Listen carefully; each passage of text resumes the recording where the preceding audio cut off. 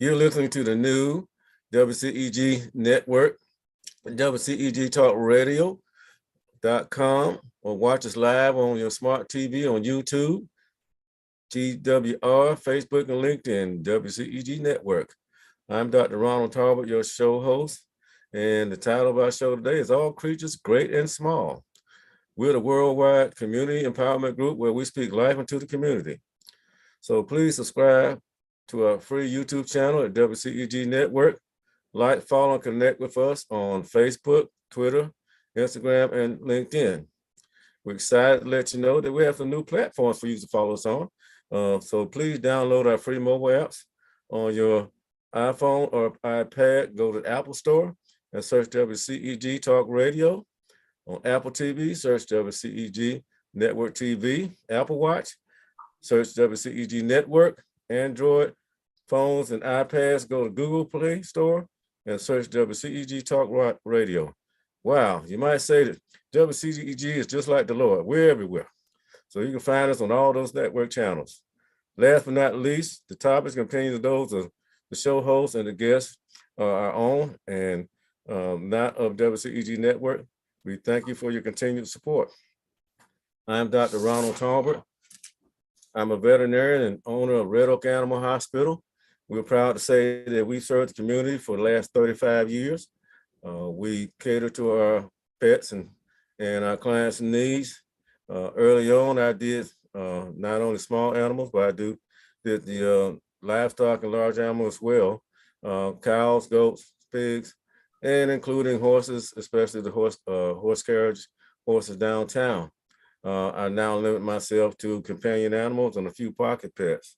We also like to be involved in the community and support other projects, one of which would be the Miracle League of South Fulton, which is a baseball team specifically designed to support and allow kids with disabilities to play baseball. A lot of these kids are in wheelchairs, have Down syndrome, and have autism, so we're proud to be a part of that. Additionally, we also are involved with the Red Oak Historic District, which is an organization trying to revitalize the area of Red Oak in the city of South Fulton, where we practice. Today's guest is Mr. Traves Hyman of Creekside High School Agricultural Program. Welcome, Mr. Hyman. Hey, good afternoon, Dr. Tolbert. All right, tell us a little bit about yourself and what you do. All right, so I've been teaching agriculture for about 18 years. I graduated from University of Georgia in 2004. Go Dogs.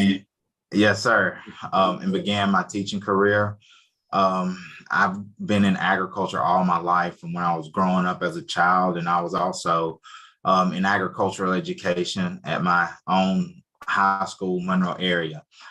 Since I've graduated and began teaching agriculture, I've been here at Creekside High School, where I've enjoyed teaching students about agriculture, bringing real world, making a connection between agriculture and real world applications, making it the learning relevant and fun to students. Last year, I began the endeavor of becoming the South Fulton Young Farmer, one of the first urban young farmer chapters in the state of Georgia, which we're actually a part of the Georgia Young Farmer Association. By being the South Fulton Young Farmer Advisor, I'm able to still teach high school students here at Creekside, as well as work with adults in the South Fulton community and surrounding communities, and teaching them about the importance of urban agriculture, and sustainability. Oh, that sounds great. Yes, sir. And you're teaching, what level of students are you teaching? Is it 10 through 12? So here at Creekside, we have one of the largest FFA chapters in the state. We have about 335 FFA members. All of our students that are enrolled in our agriculture program here are FFA members. So what is, and let me interrupt, to the listener that don't know, what is FFA? FFA is the National FFA organization. It's the Career and Technical Student Organization that is, it's a career and technical student organization that's associated with our agriculture education program. So the students take the information, the knowledge and skills that they learn in their agriculture class here and apply it through career development events, which are, they call CDE. Students are able to take what they learn inside of class and go outside of class and demonstrate that skill through different competitions and events in their student SAE or their SAE project as well, which is a supervised agriculture experience where those students take that knowledge and skills. For an example, so for instance, we have a student that wants to be a veterinarian. That student can actually come and shadow under Dr. Tolbert or volunteer at his vet clinic and gain hours in that practical real world experience and actually get school credit for doing that. So these are future farmers of America then? Yeah, well, they changed the name because FFA is just more than about farming. So that's what the name was changed to the National FFA organization. Gotcha. Okay. All right. Yes, so sir. Other than, challenging veterinarians, what other projects do they have, that they can do? So students can do, there are different types of SAE projects that they can do. I mean, pretty much the sky's the limit there. Student can do plant research if they wanted to. They could do research on different plant diseases, different bacteria or pathogens with different small animals. They could do they could count their SAE project as if they had a dog or a cat or some chickens they were taking care of at their home, that could count as their SAE project. The student could shadow you as a SAE project. So pretty much whatever this student is interested in, as long as it applies to agriculture, they could pick a project in that area, complete it and do it, as long as it's done outside of class time. Gotcha. So a student could actually help their parent build a deck on their home and it be considered a SAE project. Really? Yes, sir. Okay. Well, speaking of chickens, you guys got chickens too, don't you? Yes, sir. I know you came and got some eggs from us. Hey, were they pretty good, scrambled with some cheese on them? Oh, yes. So you still offer that to community? Yes, sir. So here at Creekside, and especially with the rise in egg prices, we have about 30 Rhode Island Red chickens here as part of our poultry program that we have here at Creekside. Mm-hmm. So we sell our eggs to the community for $5 a dozen. And that pretty much just goes back into our agriculture education program and just helps us keep that program going. For any of the community members that are interested in purchasing eggs, you can simply call Creekside High School, or you could email me, Hyman, HYMANT @fultonschools.org, and place your egg order. They're brown eggs.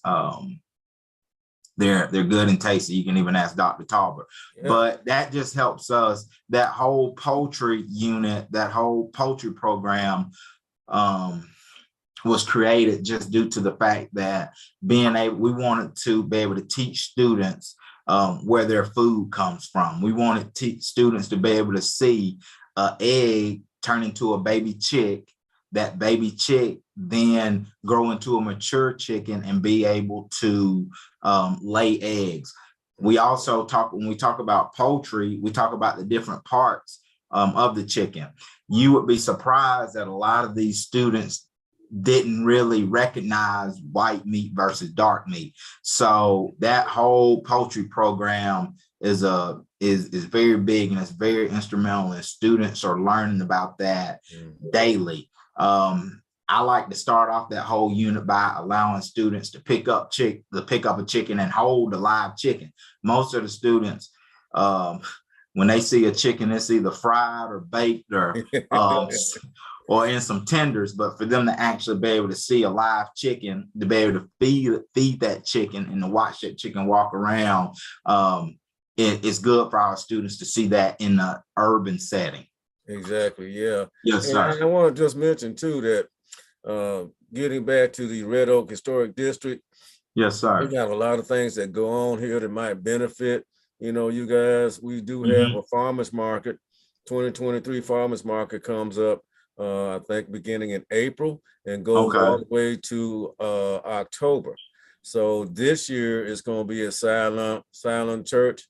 I don't know if you know that big church right there on Roosevelt Highway, near Southwest Parkway. We'll be in the parking lot. So please look out for that. And we're going to try to get you in touch with Lee Muhammad. He's the one who's coordinating that.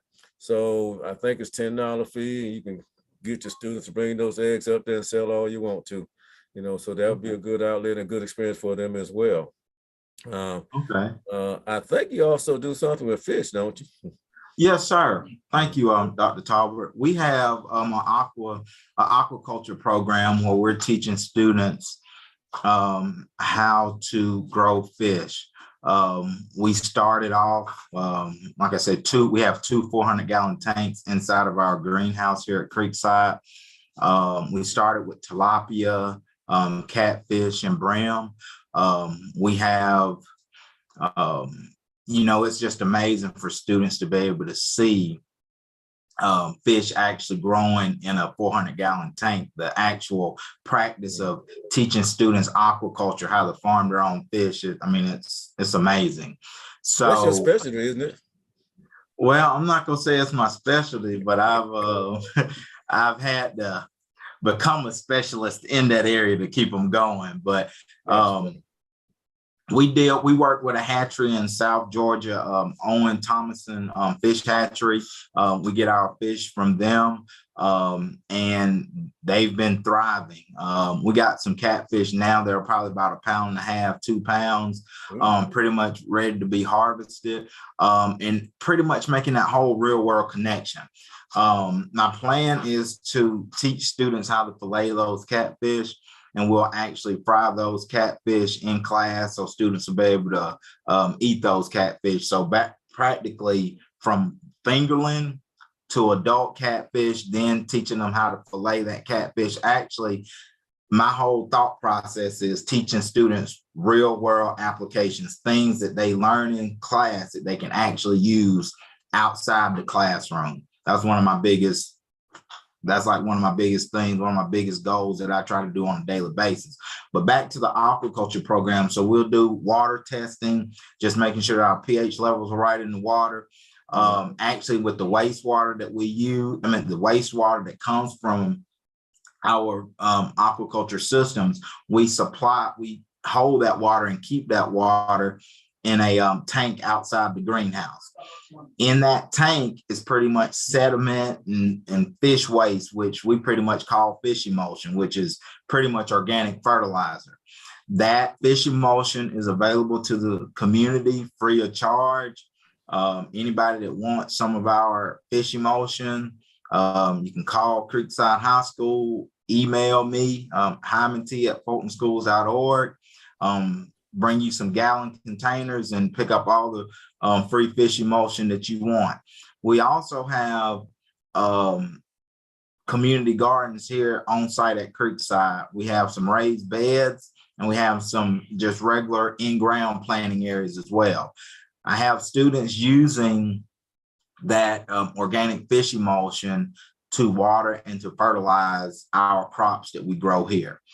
Some of the crops we grow here range from a cool season crop such as lettuce, collard greens, cabbage, broccoli, Brussels sprouts, cauliflower, to our spring crops such as cucumbers, tomatoes, squash, peppers. So it actually pretty much makes that whole sustainability, that whole 360-degree circle, when we're actually using our waste products in one sector to fuel our gardening, what we're doing in our community garden.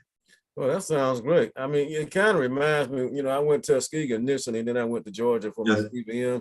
But while at Tuskegee, they always talk about George Washington Carver and all the things he did with the peanut. But there was one professor named Dr. Watley, Booker T. Watley. And there was one thing that impressed me about him, and I learned a lot from him. I learned how to air layer and do all kinds of things with plants. I got probably 30 some odd plants here at my house. So some of them are bigger Okay. than my children. But Yes, I was sir. impressed with what he did. Was back then, Black farmers were pushed out, of the collective, and Yes, especially sir. by these big farmers. But he taught those farmers all they needed was 5 acres, and he Yes, came sir. up with what was called a 5 acre plan. And basically, Mm-hmm. what you would plant one crop here, like cotton, and then on the next piece of land, you might do corn. And once that crop is harvested, and the object was this, that Yes, most sir. farmers, they will grow one crop. They harvest it one time a year, and that's how they get paid. They get paid once a year. If Yes, that sir. crop doesn't make it, they don't get paid. But on the Mm-hmm. 5 acre plan, you can plant uh, different crops that will grow all year long. And you would rotate where you plant. If you had the cotton on this plot of land, then you would have the corn, move it to where the corn was. Yes, And sir. that would Crop be the way rotation. they would Mm-hmm. fertilize. So I think that was something people don't realize that saved a lot of Black farmers back in the day. Yes, So sir. that's why agriculture is so important, because we got some farmers down in South Georgia that are losing their land. Okay. Because of they're doing just one crop, and with the hurricanes that have come through here, the Mm-hmm. tornadoes, and whatever, it's really been hard, you Yes, know. sir. So aid is not so forthcoming, sometimes when you got situations like Mm-hmm. that. And I Yes, understand sir. also that, you said you do something with the adults as well, outside of the school. Yes, sir. So we have the South Fulton Young Farmers chapter, southfultonyf.org. You can go on our website and check us out, or you can either check us out on Facebook, South Fulton Young Farmers. That's our adult agricultural education program. I work with a lot of the farmers, hobby farmers here in the South Fulton community, providing them support assistance, technical assistance on various areas in agriculture, what they may need assistance with. We just did a class last night. It was planting seeds 101, just teaching adults how to plant seeds, making sure, especially, spring is just right around the corner. But when it's time to plant, usually in the middle of April, you wouldn't really want to plant seeds then, because you would have needed to already have planted those seeds prior to when you want to plant that seedling. So if I'm going to plant tomatoes in April, I need to be planting my seeds probably the end of February, so I can have a plant big enough to transplant into my garden. So those were some of the things that we went over last night. But next Thursday, we actually have beekeeping 201, getting ready for your bees. For those that are interested in learning how to keep their own bees, just wanting to increase pollinators on their farm or in their garden, or for those that are just wanting the benefit from the bees, which is honey. That's one of the biggest benefits that us as humans get is natural honey. And we know how honey is said to help with allergies. So beekeeping has the interest in beekeeping here in the South Fulton community has increased over the years. And so we felt that it was important to offer beekeeping instruction to the community. So this Thursday, Creekside High School, for those, it starts at 5:30 here in the ag department. For those that are interested in learning how to keep bees, we offer that class. No experience required. And the good thing about it, this is free adult agriculture education. There is no charge for any adult to come to this class. We also have growing your own food using aquaponics and hydroponics. What's that about? So that class is Tuesday, February 21st here at Creekside High School. Just growing plants using aquaponics. So and hydroponics. Let me interrupt. Do you have to be a Fulton County resident for this state? No, sir. No, sir. Okay, so anybody can come.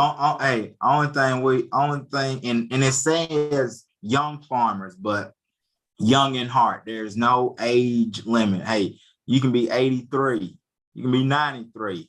You still young at heart, wanting to learn about farming and agriculture. And hey, we want you. I want to teach you something. And hey, I have the philosophy. Hey, I'm a lifelong learner. So there's some things that a lot of the people that come to these classes, they teach me, and we're able to work out best practices and share ideas about agriculture and sustainability. And I mean, it's awesome. So back to the hydroponics and aquaponics class. So that's a class, a lot of people have expressed the interest in learning how to grow things using water and not using water. We're talking about using aquaponics versus hydroponics. Aquaponics, I got fish in the equation, and hydroponics, I don't have fish in the equation, but I'm using water to grow my plants. And we're just going to talk about some best strategies on how to do that effectively and efficiently. And actually, you can even do it inside of your own home. And when I think about growing things using aquaponics and hydroponics, I'm thinking about some of the things such as microgreens, lettuces, and stuff like that, the things that some of us consume on a daily basis. Think about if you're able to effectively and efficiently grow all the greens that you want to consume, if you can do it right in the comfort of your own home. First off, So how is that done exactly? Can you describe that process? Well, Dr. Tolbert, I'm gonna tell you, I could describe that process, but I'd rather for those that wanna learn about it to come see me, so we can do a little face-to-face, a little one-on-one with that. But it's not as hard as what people think it is. And they have things such as grow towers, the tower gardens that people see on TV that you can do that, but you can do grow stuff, using aquaponics, as simple as having a little 10-gallon fish tank with some fish in it, with a little bed with some pebbles in it. And it's pretty much, you can engineer it and design it pretty much your own way. You could probably go on YouTube and type in aquaponics, and you will see 100 different setups that people have just made work for their best situation. Whatever they have at their home, they make it work and they tailor it to their needs. So at the class, we're just going to go over some basics on how you could do that in your home, and then you customize it to fit your needs. Gotcha. So, yes, sir. And I hear people say, we talk about rainwater, and yes, sir. Say, well, rainwater, they say it's good for your crop, but not good for drinking. I don't know that I agree with that. I think you do it either way, but they do talk about that. Yeah. I think, hey, as a kid, everybody done tried to drink some rainwater, right?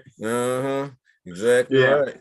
So we hadn't really, I encourage people, those that want to have a rainwater collection system, and just talking about sustainability, that's awesome, because you're actually you're collecting your own water. And usually the water that God sends us has all the stuff that the plants need. And so I encourage rainwater collection. If you are collecting rainwater, I'll make sure that it's in that the rainwater isn't exposed, because when I say exposed, just make sure it's going in a container with a top on it, because we know if it's just open and free, what do we have the chance of breeding? Right, mosquitoes. Mm-hmm. So rainwater is definitely the best water. You can have a garden and you watering it with this city water, and watering your plants and garden with rainwater, you definitely can tell a difference. Amazing. Okay. Yes, sir. Well, that sounds real good. Are there any other projects that you have going on? Do you go out, down to South Jordan, any other communities, and do these type of things? So really what I try, there are young farmer chapters. There are about 50 across the state, from South Georgia, Central Georgia to North Georgia. And I mainly focus here in the South Fulton area. What I can say here is at Creekside is we have a 96 by 36 foot greenhouse where we grow a lot of annual flowering plants, fall and spring annuals. We probably have about 300 ferns that we're growing right now in our greenhouse. We'll have a spring plant sale starting the second week in April after Fulton County spring break, where we'll be selling petunias, marigolds, begonias, impatiens, any of the spring annuals that you can get at Home Depot or Walmart. You can come and get them here at Creekside, where I had no idea. yes, sir, where students have actually grown those flowering plants. All those funds that we raise through that plant sale goes directly back into our agriculture education program here, and the students benefit from those funds. Okay, I had one question though. Yes, sir. People will talk about bee pollination. I mean, bee pollination is not only pollinators that we have, for our plants, right? I mean, yes, sir. They're the major one. Because I know I got carpenter bees here that fertilize all my peach yes, trees sir. and all that kind of stuff. I hate that they chewing up my wood, but they're good pollinators. So, yes, sir. What percentage of the bee population? I mean, who are major pollinators anyway? That's a good question, Dr. Tolbert. And I'm gonna be the first to tell you, like, I really don't know, but I'm gonna tell you, carpenter beetles, they holding their weight because you see them everywhere. These fat legs, fat yellow legs. yes, sir. So you got your carpenter beetles, of course. You got your honeybees. I really don't know the answer to that question, but the thing on it is, the benefit of having that honeybee as your pollinator, you can possibly harvest some honey from those bees. Exactly. And I think that, it's probably important to get more people actively involved in that, because we do have a disappearing population of bees in the United States to a certain disease, I believe. And really, that's something that we're just trying to work on. They had a presentation at UGA, but I mean, it's been on the news. And yes, they say the population of bees are going down because there's certain disease and they really can't identify what's going on. Yeah. So now I know the varroa mite has a lot of, like, they'll kill out a honeybee colony, honeybee hive, if not treated properly. Correct. Okay. So you have classes, and I guess, could you give us that website or that email again to where we can look that up? Yes, sir. You got a schedule of the class and what you teach on there as well? Yes, sir. We put out a schedule monthly. The website is southfultonyf.org. You can also find us on Facebook as South Fulton Young Farmers. You can also email me, Hyman, HYMAN T @Fulton Schools is plural.org. I'll do whatever I can do to help anyone in the area of agriculture. Please feel free to shoot me any questions. If you're on our class schedule, I'll send it to you. I welcome anyone to come to any of our classes. You want to come and purchase some eggs, if you want to come get some free fish emulsion, if you want to come check us out during our spring plant sale, please feel free to contact me. So when is that plant sale? That plant sale is going to start the second week in April, and we also have some succulent indoor plants. We have aloe vera as well. And we'll have peppers, tomatoes, cucumbers, squash. So a mixture of succulents, indoor plants, annual outside plants. And we also, we're going to do a spring gardening, planting, and preparation class on March 30th. And where in that class, a lot of the adults that want to start a garden or that want to just have a better flower bed can come and learn some tips and strategies to help them maybe green up their finger a little bit or green up their thumb a little. Do you ever take your students out for field trips, that kind of thing? Yes, sir. We do various field trips. Okay. Well, I only reason I asked because, the Red Oak Historic District, they do what we call community cleanup. As they Yes, do sir. those community cleanups, they actually make these flower beds and they plant bulbs around the community. And I was wondering if that was something those students might be interested in helping out with, because we do need some volunteers. Okay, well, I think Dr. Talk, man, you can kind of talk offline. You can kind of let me know when those days are, and we can get some students to come. And these students love community service hours, so we Right. should be able to make that happen. Okay. Now, the other thing too, and I think we had a question was, are you using any pesticides to keep the bugs and insects from eating up your vegetables? So what I would like to say is that we try to use an organic approach to doing that. Insecticidal soaps and neem oil are some of the agents that we use to combat insects in our greenhouse, as well as in our community gardens that we have here. That sounds good. Yes, sir. The other thing too is you don't know, not only do the plants and the fish and the chicken, but you have other critters there too, don't you? Yes, sir. So in our small animal program, and actually, I'd like to thank Dr. Tolbert for creating a solution for our gecko. He was about to be on his way out of here. The Dr. Tolbert got involved and created a little solution and told us what to do for him.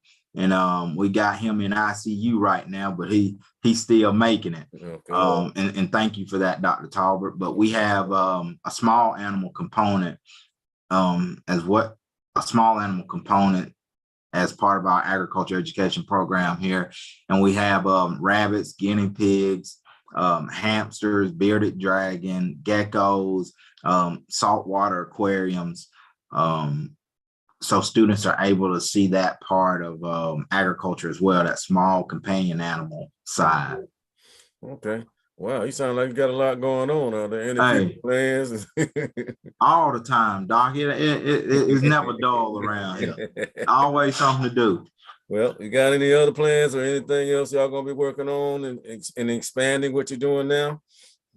Well, really, we've expanded into this adult agriculture education and we have here in Fulton County, there's a pre-K through adult agriculture education program where Oakley Elementary has a elementary agriculture program over in Union City. Bear Creek here in Fairburn Middle School has agriculture education. And then Creekside here has high school agriculture education. And then with our South Fulton Young Farmers being adult agriculture education, we're hitting all four of those areas, trying to make lifelong learners in agriculture. So we're trying to stay current with the trends in agriculture and sustainability, trying to make sure that we teaching those, not that knowledge and skill. And we're just open. We're open for new ideas. We're open for new partnerships. We're open for adults and community coming to our classes. And the class schedule that we have is pretty much driven by the needs and interests of our community. We do a survey each year. It's thrown out to the community, and I send it out. Send out to the community at the beginning of the year, or actually during the summer, poll in the community, trying to figure out some of their interest areas in agriculture. And then we develop our course calendar based on those interests of the community. But to answer your question, usually a lot of things, a lot of ideas and partnerships come to us, and we try to, just like even what you said with this Red Oak Society, we'll be glad to sit down and talk to you and possibly come up with a plan to get some students over there and kind of collaborate and work together on some things. Yeah, I mean, it'd be great because especially, I think it'd be helpful to you as well and your students, to bring some of your crops and some of the things that you sell to the farmers market that we're going to be doing. And like I say, it's going to be twice a month, starting in April. So I know you got that sale, and if that's not good enough, we get you better exposure, right out here on Roosevelt Highway. And we, I think it's from 10 to 5. Twice a month from April to October. So I'll get that schedule to you. You kind of figure out whether or not you want to come in on it, and I'll try to get you in touch with Lee Muhammad, which like I said, is over that. We've got other projects going on as well. We actually got an open house on the new location for the office for the Red Oak Historic District, which is going to be on Old National Highway. There's going to be a ribbon cutting there. Like to see you there. We try to support each other's community. We know we're just Red Oak, but we try to support Old National, even Union City, anywhere in South Fulton. We try to get together and make sure that we support each other. We're certainly going to try to support your program there and help out with the students. I know myself, like I say, anything I can do, you just let me know. Yes, sir. Yeah, and I think that these students are going to learn a lot as well as the adults. I know I've learned a lot today. I didn't know you had all this stuff going on. You've been keeping this from me, brother.